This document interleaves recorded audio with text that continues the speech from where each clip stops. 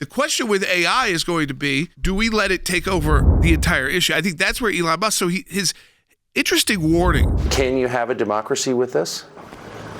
Well, that's why I raised the concern of AI being a significant influence in elections. And even if you say that AI doesn't have agency, well, it's very likely that people will use the AI as a tool in elections. And then, if the AI is smart enough, are they using the tool or is the tool using them? So I think things are getting weird, and they're getting weird fast. We're going to have to utilize it. And we have to make sure that it's not just going to be a tool utilized against conservatives, Logan, because typically tech is what happens. We are kind of on the back. We kind of play catch up all the time on tech. Yeah. We've gotten better. The election interference could get wild. Right. And I think that's what he's saying when he says, are you using the tool or is the tool just taking from you and ultimately using you? Yeah.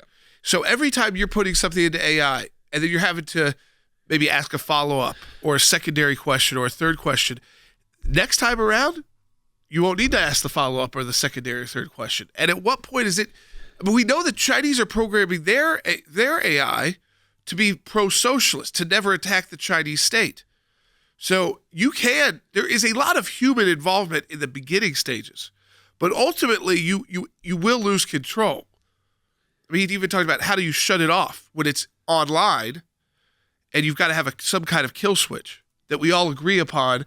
At this moment, we're shutting it off. And how even does that work? He even said, at some point, it'll reject their passwords.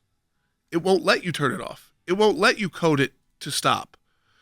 And they're huge concepts, but they are issues we're going to have to deal with in this election cycle. We lost control of some super AI.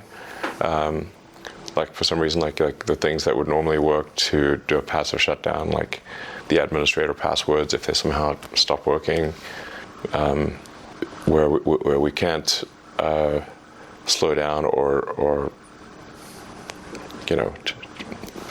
I'm not sure. I don't have a precise answer, but if there's something that we're concerned about, and are unable to stop it with software commands, then we probably want to have some kind of hardware off switch. Yes. I think, can't hurt. There's a lot of good potentials from it. Yeah. I mean, it can take away some human error when it comes to medical procedures, and it can assist doctors. It can assist, but it. Yeah, I mean, there's definitely positives that can come from it. I mean, to me, just playing around with it in the limited capacity I have, like I told you yesterday, I feel like the ship is out of the bottle in some sense, and there's no way to get it back in. And that's going to be the big concern here, is this isn't a trend. This isn't a moment. This isn't a social media platform that may or may go away. This is a technological move unlike anything we've seen in the last, since probably the commercial availability of a home computer and the internet. I'm more worried about just the amount of things it can do, the lies that it can tell, what can happen to you, and even the persuasion and the stuff that can happen. Either. Yeah, there's lies. That's one thing. There's also it's determining what you are saying is good or bad. Influencing policy. It will shame you if you ask it something that it deems inappropriate.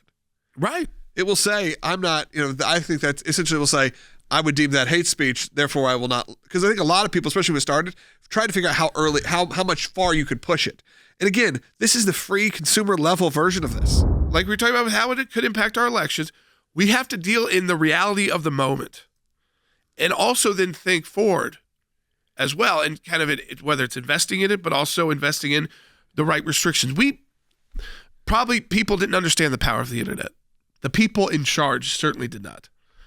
Like the legislators. Yeah, it's why I always get concerned when I think it's good to have people with experience, obviously, running the country, being president, but there's got to be a certain amount of people around them.